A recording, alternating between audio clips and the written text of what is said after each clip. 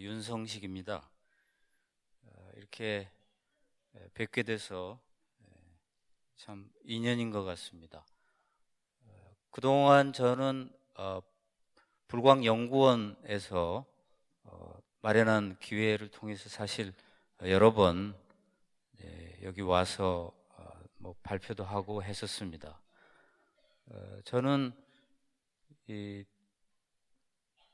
조계사 불교대학을 다녔었는데요. 그때 조계사 주지 스님이 지홍 스님이셔서 또 제 수계도 지홍 스님한테서 받았습니다. 그래서 아주 저로서는 상당한 인연이 있는 불광사입니다. 저는 평생 그 돈에 관한 것을 제 전공으로 연구를 했습니다. 지금 제가 행정학과에 있지만 제가 박사학위는 경영학을 했습니다. 그리고 미국 공인회계사 하고 또 미국에서 가르칠 때는 텍사스 대학 경영대학원에서 가르쳤습니다. 그래서 지금도 행정학과에서 정부의 예산과 회계를 가르치고 평생 돈에 대해서 공부를 하다 보니까 좀 경전을 봐도 돈에 관한 구절이 좀 잘 보이는 모양입니다. 제가 불교에 관심이 있어서 조계사 불교대학을 나온 뒤에 동국대 석사 박사를 했는데 같이 공부하던 어떤 분이 자기 눈에는 안 보이는데 왜 내 눈에는 경전에 그 돈에 관한 구절이 그렇게 보이냐고. 그래서 돈에 관한 구절을 전부 모아서 제가 현대적으로 나름 해석을 해서 책을 낸 게 부처님의 부자 수업, 부처님은 왜 돈을 많이 벌라고 했을까, 이 내용입니다. 그래서 방금 소개드린 대로 저는 돈에 대해서 공부를 하다가 불교를 접하고 불교에서 돈에 관한 인간의 고통, 거기에 대해서 부처님이 말씀하신 내용을 제가 또 계속 연구를 했습니다. 그래서 뭐 부족합니다만 정말 평생 돈에 대해서만 생각을 했기 때문에 불교적 관점에 대해서도 좀 도움이 되지 않을까 싶습니다. 지금 저는 참 아주 우리가 심각한 시대에 살고 있다고 생각을 합니다. 오늘날 중산층이 전 세계적으로 붕괴되고 있습니다. 그래서 1대 99의 사회가 된다고 그렇게 이야기합니다. 여기 계신 분들 중에 과연 1%에 속하신 분이 얼마나 될지 모르겠습니다만 이 99는 상당히 힘들어진다는 겁니다. 점점 차이가 벌어지고.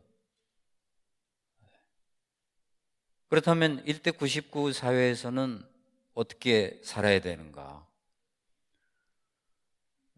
그래서 제가 한번 상위 1%는 도대체 어느 정도 될까? 이거 우리나라 기준입니다. 총 자산이 40억 원 이상. 전혀 아니더라고요. 금융자산 10억 원 이상. 이것도 아닙니다. 그런데 혹시나 했는데 연소득 1억 5천 이상. 이것도 아니더라고요. 그래서 세 개 다 아니구나. 저는 이제 1% 안에 못 들어갑니다. 과연 그렇다면 우리는 이러한 시대에 어떻게 해야 되는가? 한국을 보면 참 제 친구들은 뭐 성공한 친구들이 많습니다. 최고 대학 나와서 변호사, 의사, 뭐 교수, 뭐 장관. 그런데 모두 다 하는 이야기가 옛날보다도 훨씬 살기 힘들어졌다. 의사 좋은 시절 다 지나갔다. 법조인 좋은 시절 다 지나갔다. 교수들도 좋은 시절 다 지나갔다. 그럼 누가 더 좋은가? 저는 요즘 궁금합니다. 혹시 뉴노멀이라는 단어를 들어보셨는지 궁금합니다. 이 뉴노멀은 경기가 반등하지 않습니다. 옛날에는 침체되면 회복했거든요. 근데 어찌 되는 게 최근에는 침체되면 회복의 기미가 안 보입니다. 계속 침체입니다. 혹시 잃어버린 10년 들어보셨죠? 일본. 근데 10년 뒤에 되살아날까 했는데 또 10년을 가서 잃어버린 지금 20년이랍니다. 근데 우리나라도 이렇게 된다 하는 거거든요. 뭐 우리나라는 일본과 다르다 하지만 전 세계가 그쪽으로 가고 있으니 뭐 일본하고 우리의 문제가 아니고 전 세계적인 현상이라는 거죠. 그걸 서양 사람들은 뉴노멀이다. 새로운 정상이다. 이렇게 이야기합니다. 과거의 성장은 비정상적인 것이다. 지금 각종 지표를 보면 내년에 더 힘들고 내후년에 더 힘듭니다. 혹시 그 새누리당의 이한구 국회의원 혹시 아실지 모르겠습니다. 그분이 불출마 선언을 해서 기자가 찾아갔더니 내가 불출마를 선언하는 이유는 한국 경제에 위기가 오고 있는데 내가 국회의원을 하고 있으면 그 위기에 대한 대책 방안을 만들 길이 없다. 그래서 나는 그 방안을 만들기 위해서 불출마를 하고 한국 경제가 살 길을 찾겠다. 제가 기획재정부 고위 공무원한테 최근에 들은 이야기입니다. 2016년보다도 2017년이 더 어렵고 그 이유는 계속 별로 그렇게 희망이 보이지 않는다. 그러면서 대개 공무원들은 잘 된다 한답니다. 왜냐하면 그래야지 국민이 힘들어 하는데 공무원까지 어렵다 하면 안 되는데 공무원들 기획재정부면 대한민국 경제를 움직이는 부처인데요. 이게 아주 힘들다는 겁니다. 앞으로 어떻게 살아야 될지 모르겠다. 그래서 저는 이 시대에 이 부처님의 말씀이 매우 시사하는 바가 크다. 그렇게 생각을 합니다. 자, 그러면은 이제 많은 분들이 이걸 의아해 하십니다. 불교하면 돈을 좀 멀리 해야 될 것 같고, 또 돈은 나쁜 것 같고, 버려야 될 것 중에 제일 먼저 돈이어야 될 것 같고, 그런데 돈을 많이 벌려고 과연 그렇게 말씀하셨을까? 그렇게 말씀을 하셨고, 그것도 여러 번 경전에서 이야기를 하고 계십니다. 아주 재밌는 그 여론조사가 있습니다. 우리나라 조사인데요. 20대한테 물었습니다. 가장 후회되는 게 뭐냐? 인생에서. 그랬더니 공부 좀 열심히 할 걸. 지금 입시 진행되고 있는데 아마 많은 걸 느꼈겠지요. 20대는. 30대에 물어봤습니다. 여전히 공부 좀 많이 할 걸. 40대에 물어봤습니다. 공부 좀 많이 할 걸. 50대는 어떨까요? 공부 좀 많이 할 걸입니다. 근데 60대 가면 달라집니다. 돈 좀 많이 벌 걸. 1위입니다. 근데 이게 우리나라만 그런 게 아니고요. 미국에서도 노인들 조사를 했습니다. 미국 노인들한테 가장 후회되는 것 물었더니 젊어서 돈을 좀 많이 벌어 놓을 걸. 와, 이게 상당히 시사하는 바가 저는 크다고 봅니다.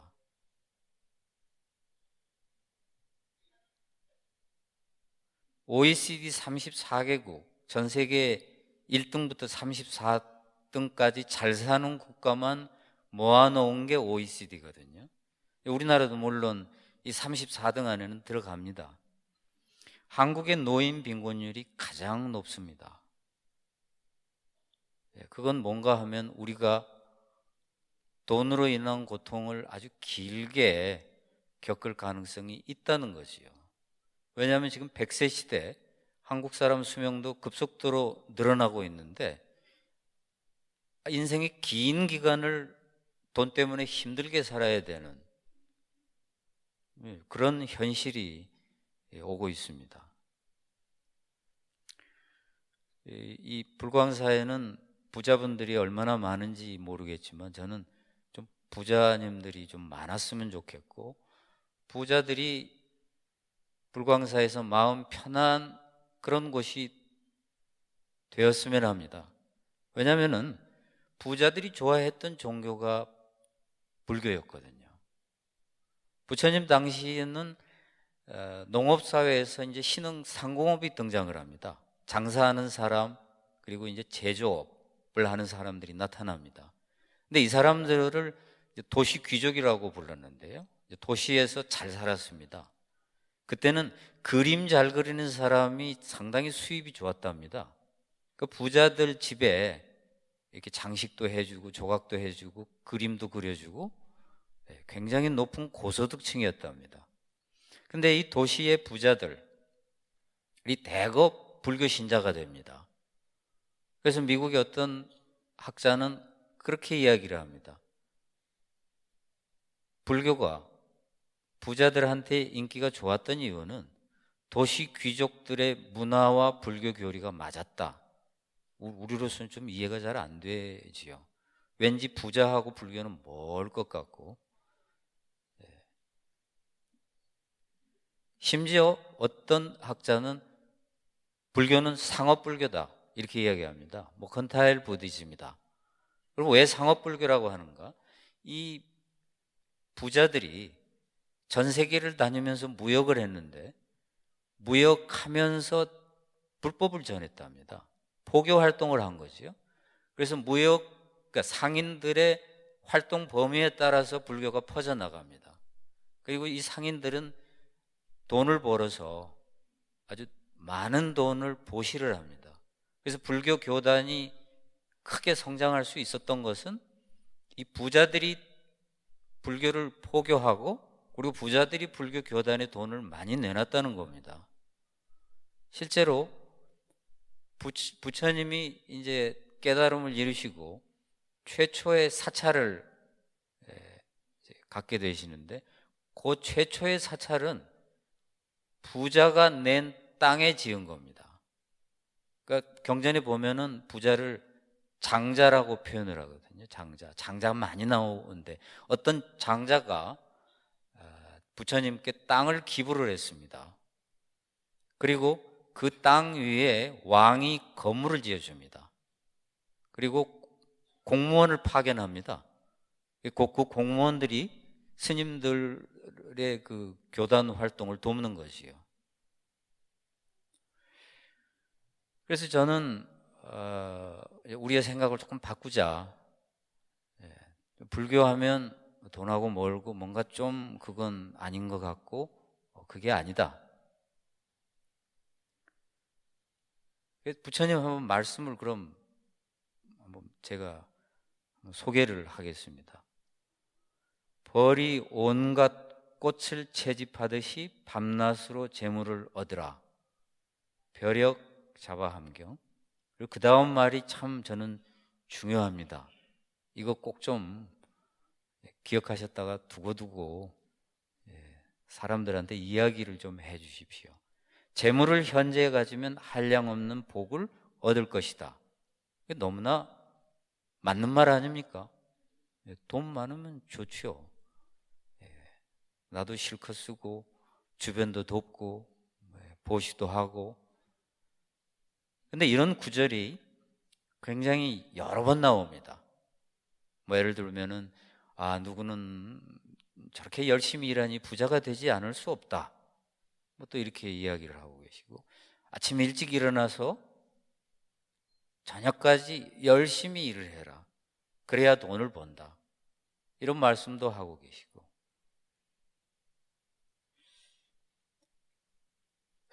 근데 이제 사람들이 그래도 요즘 다 돈 하는데 불교 너까지 돈 벌라고 하면 이 삶이 참 힘들다. 그것도 맞는 말씀입니다. 그러나 불교에 대한 저는 오해라고 보는 게요, 수동적이고 소극적인 것을 저는 불교로 보면 안 된다. 그리고 심지어는 이제 허무주의, 염세, 게으름도 막 난 불교적이야, 뭐 그거 곤란하다 저는. 이건 아니다. 얼마나 경전에서 부처님이 근면을 강조하고 계신지 모릅니다. 그리고 열심히, 뭐든지 열심히, 적극적으로. 그래서 저는 돈 그 자체가 헛된 것이 아니고 돈에 집착하는 인생이 헛된 거다. 돈이 무슨 죄가 있습니까? 사람 탓이지요. 근데 이 자체가 문제인 것처럼 생각하면 안 된다. 그래서 우리가 돈 하라는 건 아닙니다.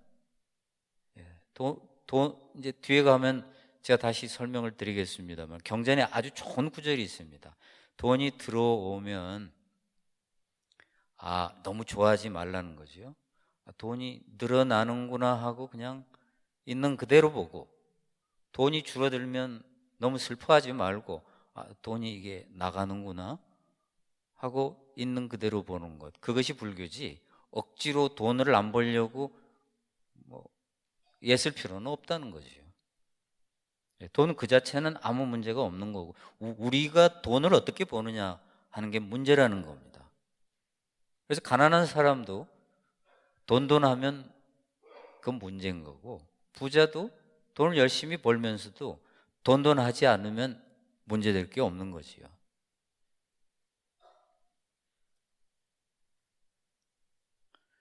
아주 재밌는 연구가 있습니다. 돈이 일정 수준을 넘으면 행복과 무관하다. 이게 맞는 말이라고 합니다. 근데 일정 수준이 얼마일까요? 이게 문제 아니겠습니까? 어쩌면 평생 이 일정 수준에 못 가는 사람이 대부분일 겁니다, 제 생각에.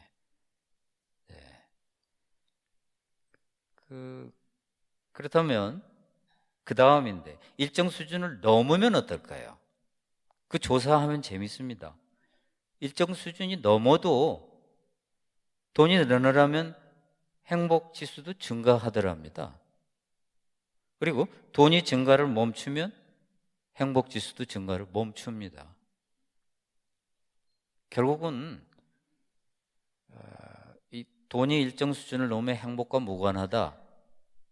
이거는 조금 생각해 봐야 될 연구 결과입니다. 그 속도는 좀 완만해질지 모르지만 여전히 돈이 늘어나면 누구나 다 좋은 거거든요. 그래서 우리가 돈 할 필요는 없지만 돈이 늘어나면 좋다. 그리고 우리 부자도 불행하고 가난한 사람도 불행하고 그렇지 않습니까? 그렇지, 돈이 작을수록 행복해지고 그런 거 없거든요. 그러니 이 돈은 그 자체는 분명 문제가 아니다. 그래서 부처님이 재물을 가지면 한량없는 복을 얻는다. 매우 논리적인 말씀이다. 근데 이제 무소유, 불교하면 무소유거든요. 근데 무소유는 분명 의미는 있습니다. 저도 법정 스님의 무소유 책을 읽어봤습니다. 근데 이 책이 굉장히 얇더라고요. 그럼에도 불구하고 이래서 베스트셀러가 됐겠구나. 저도 의미 있는 책이라고 느꼈고, 분명 불교적인 측면이 있지만 또 무소유가 불교적이 아닐 수도 있습니다. 왜냐하면 자이나교의 5개, 불교의 5개가 똑같답니다. 하나만 빼고요. 자연학계의 5개에는 무소유가 있습니다. 근데 불교의 5개에는 무소유가 없습니다. 그 대신 술을 마시지 말라가 들어있습니다. 그래서 불교는 처음부터 무소유를 추구한 것은 아니었다, 그렇게 이야기를 합니다.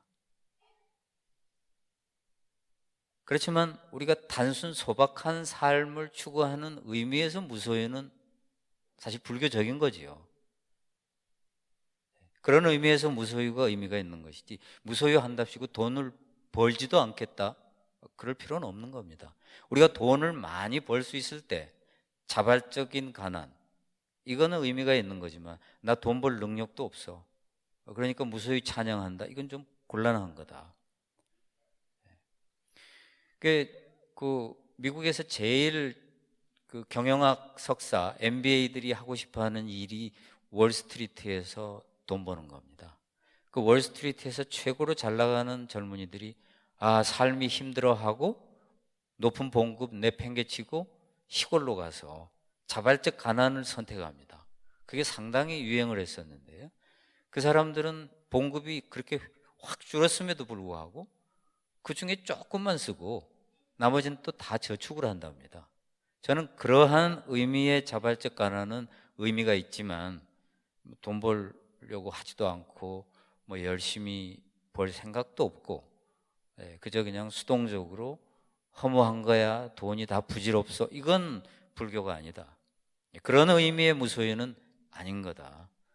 그래서 법정 스님은 물건을 가지고 있으니까 누구에게 줘버리니까 마음이 편했다 하시거든요. 근데 이제 그냥 그걸 가지고 있어도 여러분이 거기에 집착하지 않으면 무소유다. 그래서 경전에는 무소유를 집착하지 않는 마음으로 정의를 하고 있습니다. 그래서 여러분이 아무리 돈을 많이 가져도 집착하지 않으면 된다는 거지요. 제가 최근에 부자 2사람을 대조해서 제가 한번 소개를 드리겠습니다. 최근에 접한 사례인데, 그 한 부자가 이 세금을 몽땅 두들겨 맞은 겁니다. 근데 워낙 부자이기 때문에 그 정도 세금을 내도 아무런 지장은 없습니다, 사업하는데. 근데 그 액수가 커요. 왜냐면 워낙 부자다 보니까. 그러니까 그냥 밤낮으로 끙끙 앓는 겁니다, 이 부자가. 그랬더니 그 부인이, 아니 왜 그럴 필요가 있느냐고, 우리 많지 않느냐고, 돈 그냥 사업하다가 어쩔 수 없이 들어가는 비용으로 생각하고 그거 없다고 생각하자. 그러니까 저는 둘 다 여유 있게 사는 부부지만 그 부인은 무소유고 저는 그 남편은 무소유가 아니라고 생각합니다. 그거 차이지 재산이 있고 없고가 아니다.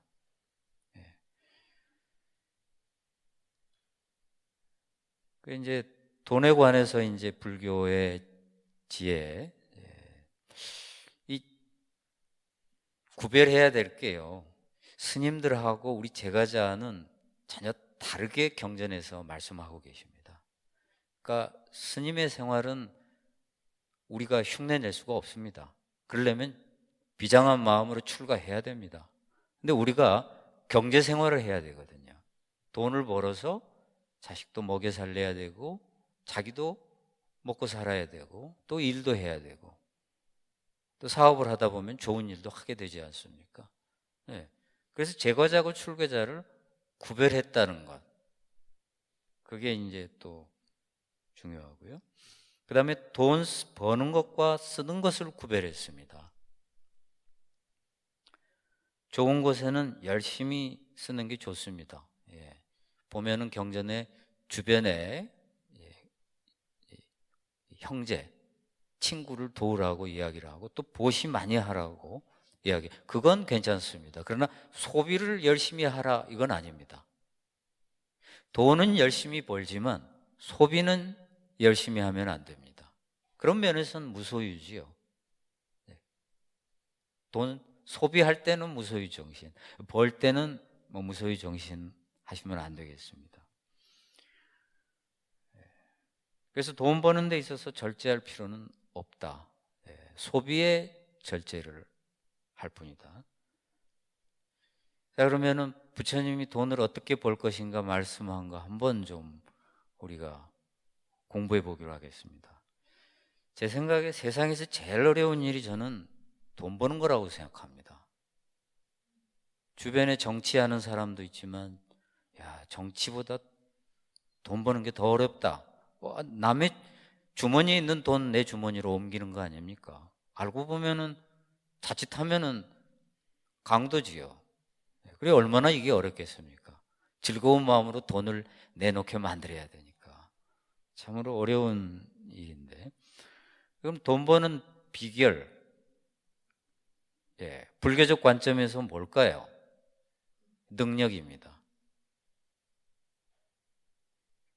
돈 많이 번 사람 중에 능력이 없는 사람은 거의 없더라고요. 정말 운만으로 돈 번 사람도 있지만 대부분은 능력이 있습니다.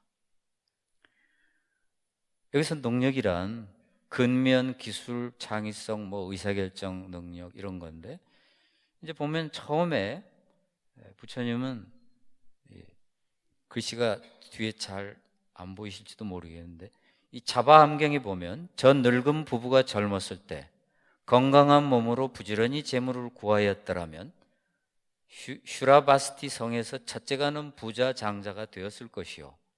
근면을 강조합니다. 아침 일찍 일어나라. 하루 종일 내 일을 열심히 해라. 그런 구절도 여러 군데 나옵니다. 그럼 근면만 강조하신 게 아니고 마땅히 먼저 기회를 익히라. 교육을 매우 강조하고 계시거든요. 경전에 말하자면 공부 열심히 해라 합니다. 기술도 좀 익히고 그런 재주가 있어야 돈을 번다는 거죠. 너무 또 당연한 말씀인데, 그 다음에 이제 의사결정 능력입니다. 어떤 부자가 사고 파는 것만 잘해도 큰 부자 된다, 저한테 그래요. 맞는 이야기죠. 아파트 언제 살까? 아파트 언제 팔까? 주식 언제 살까? 주식 언제 팔까? 어떤 부자가 한 몇백억 되는 부자인데 자기는 중요한 의사결정을 할 때 아침에 일찍 일어난답니다. 그리고 목욕을 한다고 그래요. 그리고 옷을 입고 단정히 앉아서 눈을 감는답니다. 그분은 불자가 아닙니다. 근데 눈을 감고 생각을 한다는 겁니다. 오늘 이 계약 어떻게 해야 될까? 해야 될까 말아야 될까? 저는 거기서 뭘 느꼈냐면, 저 양반 우리 불자로 보자면 정념을 소지하고 의사결정을 하려고 하는구나. 우리가 수행이 좀 깊어지면 이제 바른 정념이 생기고, 그렇게 되면 이제 욕심에 휘둘리지 않게 되죠. 욕심내면 그르치거든요. 아주 냉정하게 있는 그대로 보고 살까 말까. 저는 이게 굉장히 중요하다고 봅니다. 능력 중에서. 그리고 이제 세상이 어떻게 변하는지, 요즘 세상 급속도로 변하고 있습니다. 지금 미국 IBM에서 컴퓨터로 의사와 변호사 역할을 하는 컴퓨터를 개발 중인데요, 이미 일부 의사보다도 더 뛰어난 능력을 보였습니다. 변호사도 마찬가지입니다. 이제 앞으로는 의사한테 가서 진찰받는 것보다도 컴퓨터가 진찰하는 게 더 정확합니다. 이미 일부 진단은 컴퓨터가 더 잘하고, 그리고 변호사들 머릿속에 들어있는 온갖 경험, 법전, 판례 다 집어넣습니다. 컴퓨터에다. 왓슨이라고 하는 IBM의 컴퓨터인데요, 그러면은 인간은 머릿속에는 그렇게 많이 못 넣습니다. 그 최고의 컴퓨터가 되는 거죠. 지금 의사, 변호사 앞으로 10년, 20년 내에 획기적으로 바뀔 겁니다. 우리 둘째 아들이 의대 다니고 있는데 요즘에 완전히 의대의 그 전공 선택이 과거와는 획기적으로 달라지고 있답니다. 원격 진료, 컴퓨터 때문에 다 가능합니다. 원격 진료의 영향을 받을 것들이 이제 무너지고 있고요. 그러니까 어느 분야가 좋을지는 이제 잘 모르는 채로, 즉 세상이 어떻게 변하는지 흐름을 아는 사람이 이제 유리한, 돈도 많이 버는 그런 시대가 되는 겁니다. 인터넷 때문에 부자 많이 나왔지 않습니까? 시대 흐름을 안 거지요. 그 다음에 이제 두 번째는 모험입니다. 부자가 되려면 모험 안 하면 안 된다고 하지요. 보통 배짱으로는 안 되는 겁니다. 혹시 부자 아빠, 가난한 아빠 베스트셀러였는데, 저는 그 책 읽고 와, 이런 걸로도 돈을 버네. 100만 권 넘게 팔렸습니다, 대한민국에서. 근데 핵심은 봉급장이 그만두고 사업을 해라예요. 근데 참고로 말씀드리면 1년 전인가 2년 전에 뉴스에 나왔는데, 이 사람, 이 저자 이제 사업을 하고 있거든요. 굉장히 좀 어렵다고 합니다. 파산. 이게 아무나 하는 게 아니지요. 그래서 섣불리 저는 직장 그만두고 사업하시라고 말씀드리지 않았습니다. 당신 책임져 할까봐. 그러나 이런 부자가 되려면 이런 모험을 하고, 나는 부자 될 생각은 없고 죽는 날까지 그저 편안하게 생존하겠다. 그 목표도 저는 좋다고 봅니다. 그러나 선택이지요. 난 좀 모험을 해보겠다. 부자가 되려면 모험을 해야 됩니다. 근데 부처님은 도박에 대해서 아주 여러 군데서 경고를 하고 계십니다. 그래서 결국은 모험은 하되 도박은 하지 말아야 됩니다. 잘 생각해 봐야지요. 제 주변에 그런 사람이 있습니다. 넌 사업할 타입이야. 맨날 그래요, 옆에서. 그러니까 이 사람이 어느 날 진짜 그만두고 사업을 했습니다. 근데 제가 볼 때는 사업할 타입이 아닙니다. 사람들은 사업할 타입이라 하면 인간관계 좋고 그 사람이 적극적이고 술 잘 마시고 그러면 사업한다고 생각을 하는데, 그것만 갖고 사업할 수 있으면 주변에 부자 널렸지요. 그걸로 안 됩니다. 그래서 아주 신중하게 생각을 해야 되고요.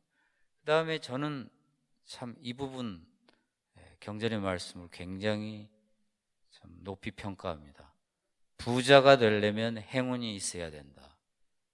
아마 경전에 열심히 하기만 하면 돈 번다 그랬으면은 부처님이 현실을 너무 모르셨구나 하고 저는 실망했을 겁니다. 근데 경전에는 본생경이 그렇게 나와 있습니다. 재주가 있는 자라 할지라도 행운이 없는 자는 재물을 모을 수 없다. 정말 부자는 하늘이 낸다라는 말을 하는데요, 능력도 있고 배짱도 있고 그것만으로는 안 되는 것 같습니다. 운도 따라줘야 되는. 그래서 제가 이 세상에서 제일 어려운 게, 정치보다도 더 어려운 게 돈 버는 거다, 그렇게 생각을 합니다. 행운은 그럼 과연 몇 퍼센트나 차지할까요? 어떻게 생각하십니까, 이게? 저는 옛날에는 이 행운의 비율이 작다고 생각을 했는데 요즘은 꽤 많다. 이 부분이 굉장히 많다. 사업하는 분들은 자기 잘못한 것도 없는데 갑자기 기울기도 하고요, 특별히 잘한 것도 없는데 확 풀리기도 합니다. 그런 비율이 많다, 높다. 그 다음 아주 미국 최근의 연구 결과, 불운 때문에 암을 걸릴 확률이 대단히 높다는 겁니다. 우리는 여태까지 암에 안 걸리려면 음식 조심하고 생활 습관 개선하고 이제 요거를 주로 생각했습니다. 물론 그것도 중요하다고 그래요. 근데 운 때문에 암에 걸리는 비율이 꽤 높답니다. 물론 그 논문의 뒷부분에는 그렇게 나와 있습니다. 그렇다고 해서 음식 조심하지 말고 생활 습관 엉망으로 가지면 안 된다. 그렇지만 이 두 가지를 다 해도 운이 없으면 암에 걸린다는 겁니다. 이 말은 하여튼 상당히 우리에겐 시사하는 바가 큽니다. 이 세상은 불교에서 말하는 인과 연으로 가는구나. 내가 어찌 알 수 없는 그걸로 갈 수밖에 없다. 아무리 열심히 운동하고 음식 가리고 생활 습관 잘 해봐야 여전히 걸릴 수 있다. 걸린다가 아니고죠. 걸릴 수 있다.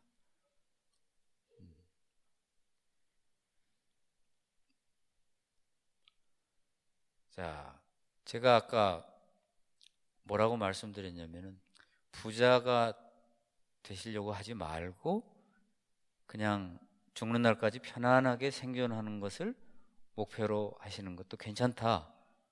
그러면 혹시 그래도 내가 부자가 될 수 있을지도 모르는데 괜히 그렇게 꿈을 낮게 가졌다가 부자가 안 되면 너무 억울하지 않은가? 혹시 될지 모르니까 내 부자가 되는 꿈을 한번 꿔봐야 되지 않는가? 이렇게 생각할 수도 있을 것 같습니다. 근데 랜들 존스, 이 사람이 미국의 100명의 부자에 대해서 조사를 했어요. 그랬더니 뜻밖에도 처음부터 부자가 될 걸로 알고 계획했던 사람은 거의 없었답니다. 그냥 자기 일을 열심히 한 거예요. 물론 마음속에 돈 좀 벌었으면 하는 마음은 누구나 다 있지요. 그렇지만 내가 부자가 되겠다라는 큰 꿈을 세우고 그런 건 아니었다는 겁니다. 그냥 고객을 위해서 열심히 일을 했더니 어느새 부자가 돼 있더라는 겁니다. 그래서 아까 말씀드린 대로 내 부자가 돼야지 하면 오히려 일을 그르칠 수가 있습니다. 욕심이 동하고 무리하고 도박을 하게 되지요. 그러지 말고 부자가 되면 참 좋겠구나. 나도 부자가 됐으면 좋겠지. 그렇지만 마치 부자가 될 생각이 없는 것처럼 그냥 담담하게 열심히 고객을 위해서 일을 하는 거죠. 스티브 잡스가 유명한 말을 했습니다. 여러분 아시죠? 스티브 잡스가 불교 신자라는 거. 결혼식도 불교식으로 했고 인터넷에 보면 여기 지금 앉아 계신 분들처럼 이런 딱 자세하고 있는 사진 나옵니다. 미국 사람들은 이 자세 못 하거든요. 근데 상당한 독실한 불교입니다. 미국 ABC 방송은 스티브 잡스의 성공은 선불교의 영향 때문이다. 그렇게 결론을 내렸습니다. 근데 이 스티브 잡스는 뭐라고 이야기를 했는가 하면 나는 한 번도 돈 벌려고 물건 만든 적 없다. 사람들이 다 그 말은 거짓말이 아니라는 걸 압니다. 하도 그 사람 성격이 독특해서 저 사람은 그런 걸로 거짓말할 것 같지 않아라는 생각을 우리가 하는 거지요. 자기는 자기 가족이 친구가 이 물건을 쓴다고 생각하고 만들었지 내 돈 벌려고 만든 적 없다. 그 아이폰 보면 깔끔하고 예쁘지 않습니까? 근데 그걸 뜯으면 배선이 보입니다. 근데 그 배선을 엔지니어한테 좀 잘 하라고 한 겁니다. 그랬더니 그 엔지니어가 그런데 고객은 그 안에 들여다볼 수 없는데요. 그래 안 해도 된다. 괜히 돈 들여서 할 필요 있느냐. 스티브 잡스가 유명한 말을 합니다. 내 눈에는 보인다. 그만큼 제품에 정성을 기울였습니다. 고우 스님, 우리 불교계 유명하신 스님이시죠. 그 식당 주인 일화를 한번 소개를 하겠습니다. 근데 어떤 식당 주인이 굉장히 위기를 겪었다 합니다. 장사가 안 되고 그래서 고수님한테 와가지고 이야기를 했더니 고객을 은인으로 알고 해라. 돌아가서 그대로 했는데 너무 식당이 잘 돼서 빌딩도 샀답니다. 제가 자주 다니던 식당이 있었습니다. 어느 날 주인이 바뀌었는데 주인이 바뀐지도 몰랐어요. 왜냐하면 종업원 그대로 그 식당은 주방이 이렇게 많이 보이게 되어 있습니다. 이렇게 입구에 들어가면 주방 앞을 지나가야 돼요. 근데 개방이 돼서 주방 안에서 사람들이 어떻게 음식을 만드는지를 볼 수 있게 되어 있습니다. 그 주방장과 그 주방에서 일하는 사람도 그대로예요. 메뉴도 그대로, 가격도 그대로, 시중 드는 사람도 그대로. 근데 딱 주인만 바뀌었습니다. 그냥 놀라운 일이, 그 식당이 정말 인기가 좋았거든요. 점심 때 가면 자리가 별로 없을 정도였습니다. 근데 점점 손님이 줄어요. 딱 주인 하나 바뀌었는데. 근데 저는 그걸 알 것 같습니다. 그 이유를. 어느 날 문 닫고 다른 가게로 이제 전환이 됐는데, 저는 그 이유를 뭐에서 찾았는가 하면 주인이 우리를 보는 눈, 친절하게 하지요. 카운터에 항상 서 있습니다. 근데 뭔가 느낌이 안 좋아요. 고객을 대하는 느낌이. 말하자면 은인으로 보기는커녕 평균으로도 안 보는 거 아닌가? 이거 봉으로 보나? 아니면 그저 어떤 느낌이 안 좋으니까 사람들이 뭔가 거기 가면 편치 않고 잘 안 오게 되고 그렇습니다. 사람들은 귀신처럼 알거든요. 우리를 진짜 위해 주는지 살짝 그냥 흉내만 내는지. 그래서 저는 부자란 되는 것이 아니다. 되어지는 거다. 그렇게 생각을 합니다. 그래서 부자가 되려고 하지 말고 죽는 날까지 편안하게 생존하는 것을 목표로 삼으면 부자가 될 사람은 좀 된다. 어느 날 보니 일부는 부자가 돼 있을 거고, 그렇지 않은 분은 죽는 날까지는 편안하게 살 수 있지 않을까. 갑자기 큰 돈 벌 수 있는 기회는 정말 많지 않거든요. 솔깃한 유혹에 절대 저는 넘어가지 말고, 이렇게 하면 부자 되겠다, 넘어가시지 말고 그냥 편안하게 생존하는 것을 목표로, 이런 유혹에 넘어가서 돈 날리는 사람이 정말 많답니다. 대한민국에. 제가 최근에 신용정보회사 사람으로부터 들은 이야기입니다. 일확천금이라는 거 쉽지 않습니다. 그래도 될 사람은 된다. 부자가 될 사람은 된다. 그래서 특히 조심하셔야 될 거는 자신이 가진 것을 잘 지켜야 됩니다. 저축한 목돈, 특히 퇴직금. 우리나라 노후 빈곤의 그 상당한 이유, 34개국 중에서 최하위인 이유가 바로 퇴직금 못 지키는 경우가 많답니다. 이걸로 뭐 사업한다고 날려, 조그만 가게라도 해야지 하다 날리고, 조금 더 여유 있게 살려다가 날리는 거죠. 또 자식 결혼시키다가 이제 또 쓰기도 하고. 부동산 매각대금, 이론적으로 따지면 부동산 잘 팔아서 좋은 데 투자하면 좋지요. 근데 또 돈에 마가 끼어서 현금화되면 쓱쓱쓱 없어지는 거거든요. 그러다 보니까 쉽게 안 팔리는 부동산 쥐고 있으면 돈이 좀 덜 줄어든다, 이런 말도 합니다. 그래서 부동산 매각을 하면 잘 지키시는 게 저는 중요하다. 이걸로 절대 부자 되려고 하시지 마시고 그냥 편안하게 생존하겠다. 이게 지금 무서운 시대거든요.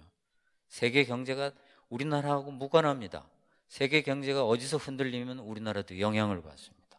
언제 어디서 시한폭탄이 터질지가 모릅니다. 이럴 때는 현금을 잘 쥐고 있는 것, 자기 재산을 잘 지키는 게 무엇보다도 중요하다. 이제 부처님이 또 저축에 대해서도 이야기하셨습니다. 정말 돈에 대한 너무나 많은 이야기를 하셨거든요. 4분의 1은 저축하라. 꼭 4분의 1 지키기 어렵습니다. 요즘 봉급도 빠듯한데, 여튼 조금이라도 저축하십시오. 중화암경에 있는 것처럼. 근데 저축해서 목돈이 생기면 어떻게 해야 되느냐?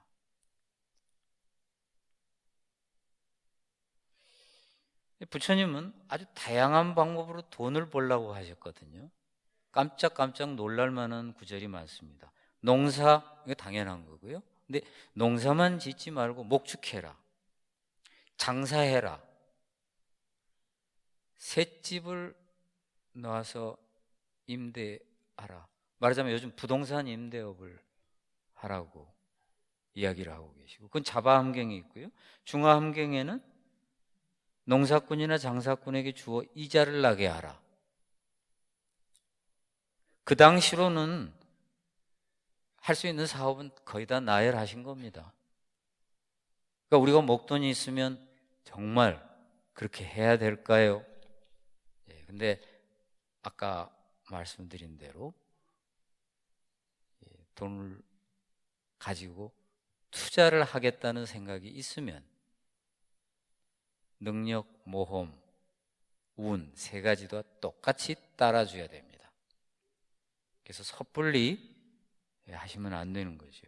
자, 주식, 펀드, 부동산. 자, 목돈이 있습니다. 어떻게 해야지요? 주식 어떨까요? 제가 시간이 없어서 자세하게 설명을 못 드리겠습니다. 그래서 주식을 어떻게 할 것인가, 주식 투자를 할 것인가 말 것인가, 거기에 대해서 제가 통계 수치를 인용을 해서 제가 좀 제 책에 좀 설명을 했습니다. 주식은 정말 웬만하면 안 하시는 게 좋습니다. 아주 특별한 경우 아니면, 어떤 특정 회사가 틀림없이 오를 이유를 내가 안다. 내가 그 업계에서 20년 근무를 했는데 나에게 특별한 정보가 있다. 그럴 경우 아니면 주식은 안 하는 게 좋고요. 펀드는 그거보다는 덜 위험하지만 이제 은행이나 증권회사 가면 보여줍니다. 그걸 보면 펀드 사야 될 것 같아요. 근데 조심하셔야 됩니다.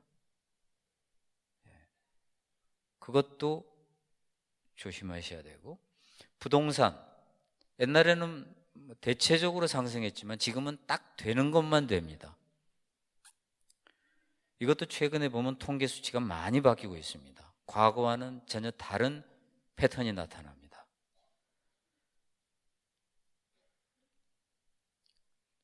이게 좀 흐트러져서 혼란스럽게 표현이 됐습니다. 세 가지 조건이 필요합니다. 주식이나 펀드나 부동산을 하려면 없어져도 괜찮은 여윳돈으로 해야 됩니다. 첫 번째고요. 그 다음에 공부해야 전문가에게 속지 않습니다. 펀드 전문가들은 특정 펀드를 권하는 이유가 있을지도 몰라요. 속지 않으려면 조금은 알아야 됩니다. 뭐 이게 인덱스 펀드고 뭐 이게 무슨 펀드고 그러면은 무슨 말인지 사람들은 잘 모르거든요. 그 다음에 신뢰할 수 있는 전문가가 있으면 정말 다행입니다. 근데 이제 전문가들 중에는 신뢰할 수 없는 사람도 많거든요. 그래서 이 세 가지 조건이 갖추어지지 않으면 목돈 곤란합니다. 투자할 때 조심하셔야 됩니다. 그래서 생존의 기본 지식이 우리에게 필요한데요. 주택 잘못 구입하면 하우스 푸어 되지 않습니까? 내 집에 전세 들어온 사람이 담보대출 받겠다고 주인한테 허락해달라. 이때 굉장히 전세금 반환할 때 조심하셔야 됩니다. 잘못하면 반환하고서 못 받았다고 또 반환해야 되는, 두 배로 반환해야 되는 경우가 생기고요. 집주인이 전입신고하지 말아달라고 부탁할 때 어떻게 해야 됩니까? 전세 들어갈 때요. 월세 들어갈 때. 저축은행 도산, 부산 저축은행 사건 5천만 원 이상은 보상 못 받아서 아주 피눈물 나는 사례가 많았거든요. 차용증 안 쓰고 동생에게 빌려준 돈, 이거 징역합니다. 사실 국세청에서 엄격하게 때리면.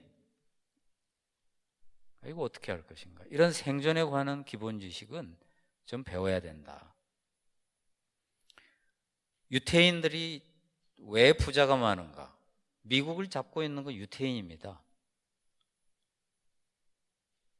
요직의 유태인들이 압도적으로 많습니다. 그 아이들은 어렸을 때부터 돈에 대해서 교육을 시키거든요. 우리는 대학에 와서도 돈에 대해서 모릅니다. 경영학을 배우면 돈을 벌 수 있을까요? 제가 경영학 박사고요. 제가 미국 텍사스 대학 경영대학원 교수를 했습니다. 근데 제가 장담컨대 경영학은 기업 돈 벌어주는 공부지, 말하자면 회사에 취직해서 기업을 부자 되게 하려면 이렇게 해야 된다 그거지, 내 개인의 돈 벌고 돈 쓰는 일은 여기서 안 가르칩니다. 아까 말씀드린 대로 전문가한테 맡기면 되지, 몰라도 된다, 속아 넘어갑니다. 조금은 알아야 돼요. 그래서 돈에 대해서 어디서 배울까? 그래서 제가 불광사에 제가 건의를 했습니다. 이 정도 되는 규모면 교육받을 분들이 많으실 테니까 경제에 관한 기본이라도 교육을, 예를 들면 부동산 문제, 세금 문제, 여윳돈이 생기면 어떻게 해야 되는 문제, 이런 거는 좀 교육을 했으면 불교적 관점에서 큰 틀을 잡고 하면 아주 좋겠다, 그런 생각을 했습니다. 유태인의 자녀 교육, 사춘기 때부터 투자를 합니다. 사춘기 때부터 교육을 하는 게 아니고요, 투자를 사춘기 때부터 합니다. 그리고 어렸을 때부터 교육을 합니다. 부자는 다르다, 이런 말씀 많이 들어보셨을 겁니다. 가난한 사람들은 다 이유가 있어. 저는 이 말보다는 부자는 다 이유가 있어, 이 말을 더 좋아합니다. 한번 우리 보기로 하지요. 부모 덕이 아니라 스스로 부자가 된 사람들은 어떻게 다를까? 습관, 태도, 사고방식이 완전히 다릅니다. 자, 나쁜 습관이 인생에 부정적 영향을 미친다라고 생각하는 부자는 70%예요. 근데 가난한 사람들은 오직 3%만 그렇게 생각합니다. 그러니 이 사람들의 습관이 다르지요. 좋은 습관이 좋은 기회를 만든다. 부자는 84%, 가난한 사람은 4%밖에 안 됩니다. 그렇게 생각하는 사람이. 일주일에 4번 이상 운동한다. 와, 이거 쉽지 않거든요. 부자는 76%, 가난한 사람은 23%입니다. 책을 읽는 습관, 부자가 무려 88%고요. 가장 많은 차이가 납니다. 가난한 사람은 2%밖에 안 됩니다. 매일 할 일을 적어둔다. 제가 왜 부자가 아닌지 알겠더라고요. 저는 매일 할 일을 적어두지는 않거든요. 와, 이 부자는 81%, 가난한 사람 9%. 구체적인 목표 달성에 집중한다. 부자 80%, 가난한 사람 12%. 이 부자들은 중요한 일을 볼 줄 압니다. 그리고 사소한 건 과감하게 제껴요. 좋다고 이것도 하고 저것도 하고 그러지 않습니다. 목표를 글로 기록해 둔다. 67% 부자, 가난한 사람 17%. 대화의 내용, 부자는 주로 아이디어와 정보 교환을 많이 한답니다. 좀 삭막하긴 하지요. 가난한 사람들이 훨씬 인간적이긴 합니다. 연예인, 스포츠, 가십거리를 이야기합니다. 부자는 뉴스를 읽고 가난한 사람은 TV를 많이 본답니다.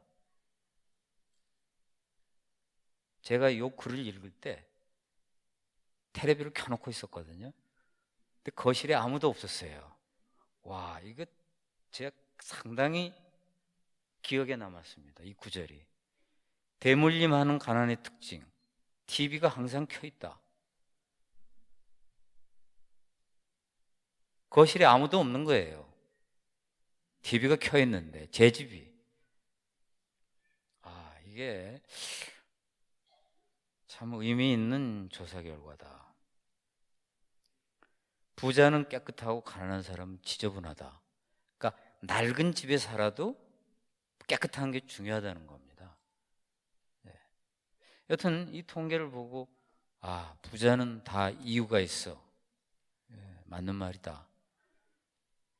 자, 그러면 시간이 거의 다 됐습니다만 돈을 어떻게 쓸 것인가 보겠습니다. 부처님은 또 돈을 어떻게 쓰는가에 대해서 많은 이야기를 하고 계십니다. 돈 문제 절반이 소비의 문제랍니다. 소비의 쾌락, 이게 가장 짜릿하거든요. 너무나 강한 중독성이 있습니다. 제가 꼭 사고 싶은 물건이 있었는데 몇 년을 기다리다가 샀거든요. 근데 그 즐거움이 한 몇 달 가더라고요. 그때 느낀 건 돈 쓰는 즐거움에 대항할 수 있는 즐거움이 이 세상에 몇 개나 될까? 이것처럼 강렬한 게 있을까? 자, 미국 부자들 조사한 게 있습니다. 재밌는 게 미국 부자들의 소비 패턴을 중산층이 꽤 따라한답니다. 가난한 사람은 못 따라합니다. 근데 이 중산층이 따라하면서 중산층의 어려움의 상당 원인이 된다는 겁니다. 영국에서 조사를 했는데요. 과도한 소비로 인한 채무 불이행 상태의 여성 49.2%. 백화점에 가면 남자 옷은 다 크더라고요. 이런 옷 디자인 30년 전에도 이 디자인이었습니다. 단추가 2개였다가 3개인 적이 있었는데 다시 2개로 돌아오니까 2개짜리 가지고 있었던 옷 그대로 입을 수 있거든요. 근데 여자들 옷은 매번 바뀌고 이쁜 것도 많고 이거 아주 잘못하면 꼼짝없이 경제적 어려움에 처하게 되는 거죠. 영국의 경우 아주 심각한 사례입니다. 그래서 부처님은 열심히 벌라고 하셨지 열심히 소비하라고 하지는 않으셨고, 소비는 절제인데 남는 돈은 부처님은 일단 4분의 1은 저축해서 대비하라. 그리고 4분의 1은 남한테 빌려줘서 이자를 나게 하라. 무려 절반을 그렇게 쓰라고 하신 겁니다. 굉장히 많은 비중이죠. 그래서 그거는 투자하자라는 거고, 그건 저축도 투자거든요. 증권가의 고수는 그렇게 이야기합니다. 현금도 투자야. 불확실성이 높을 때는 현금 꽉 쥐고 있으면 주가가 폭락합니다. 그러면 사거든요. 그 저축도 굉장히 좋은 투자입니다. 남는 돈이 있으면 첫 번째 투자하고, 그 다음에 자신의 능력 내에서 보시는 열심히. 보시까지 절제하실 필요는 없을 것 같습니다. 그 다음에 중도적 소비인데, 부처님은 사치와 인색을 모두 배격하십니다. 벼력, 자바, 함경.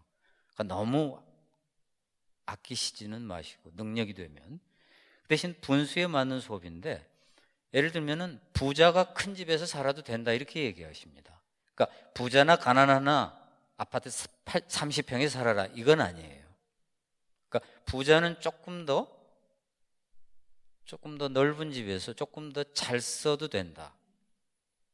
가난한 사람은 분수에 맞지 않는 소비 곤란하다. 그런데 아무리 부자라 하더라도 금으로 만든 휴대폰 이건 아니다 이거죠. 그건 이제 사치거든요. 그래서 적정하지 않습니다. 그래서 아주 가난한 사람이 최고로 비싼 갤럭시 S6를 사면 그건 분수에 맞지 않습니다. 그렇지만 아무리 부자라 하더라도 갤럭시 S6면 됐지 금으로 만든 휴대폰, 인터넷 뉴스에 보니까 몇 천만짜리 휴대폰이 나왔더라고요. 거기에 보석을 붙이고 치장을 해서. 근데 그건 그 소비는 안 된다. 네가 아무리 부자여도. 근데 아주 또 경전에서 제가 재밌고 감탄했던 구절이 있습니다. 부처님은 문화적 가치를 인정하고 계십니다. 문화적 욕구를. 즉 비구니 스님은 조금 더 이쁜 옷을 입어야 된다는 겁니다. 네, 그래서 여기 여성 불자님들은 조금 더 남자들보다 더 이쁜 옷을 입어도 된다가 되겠지요. 네, 여튼 경전의 그 말이 아주 재밌었습니다. 근데 실제로 그 부처님 당시에 자이나교나 그 다른 종교에서 스님들을 그 비판한 게 나옵니다. 스님들의 옷차림이 화려하다 하고. 부처님은 중도를 추구하셨거든요. 그러니까 고행주의자들의 입장에서 볼 때는 스님들의 옷이 화려한 겁니다. 자, 명품을 사야 할까? 이게 이제 또 많은 고민 아닙니까? 네, 저는 일단 명품 너무 좋아하면 안 된다고 저는 분명히. 그건 불교적이 분명 아닙니다. 아주 재밌는 실험을 했어요. 프라다 가방을 인터넷에 5만 원 하고 광고를 했습니다. 그랬더니 댓글이 붙었는데, 야, 이건 뭐 물건이 너무 후지다. 이건 뭐 싸구려 냄새 팍팍 난다. 그런데 그 상표를 이제 보여주고 프라다 하고 광고를 냈더니 역시 프라다는 달라 어쩌고 저쩌고 또 잔뜩 붙었어요. 그래서 우리가 이런 것에 휘둘려서 명품을 사는 것은 분명 문제입니다. 근데 이건 어떨까요? 진짜 좋은 물건이 있지 않습니까? 그리고 요즘 젊은 사람들 보면은 그 과소비가 많습니다. 싸다고 막 사요. 그리고 몇 번 입고 버려. 쓰레기통에 가서 보면은 아파트 그 버리는 옷 버리는 곳에 가서 보면 좋은 것도 많거든요. 근데 어떤 사람은 아주 좋은 옷 사가지고 20년 입는다. 이거는 어떻게 봐야 되는 거야? 제품도 좋고. 그러면 저는 명품은 무조건 안 된다. 획일적인 건 불교적이 아니거든요. 그러니까 명품이 무조건 안 되는 건 아니고 정말 아주 예외적으로 예외적으로 불교적인 관점에서 볼 때 의미가 있을 때는 괜찮다. 그러나 대체적으로 명품에 넘어가면 겉모습에 넘어가는 거거든요. 그럼 부처님의 그 뜻에 어긋나는 거죠. 그런 거에 휘둘리지 않는 것, 그게 이제 불교의 중요한 거니까.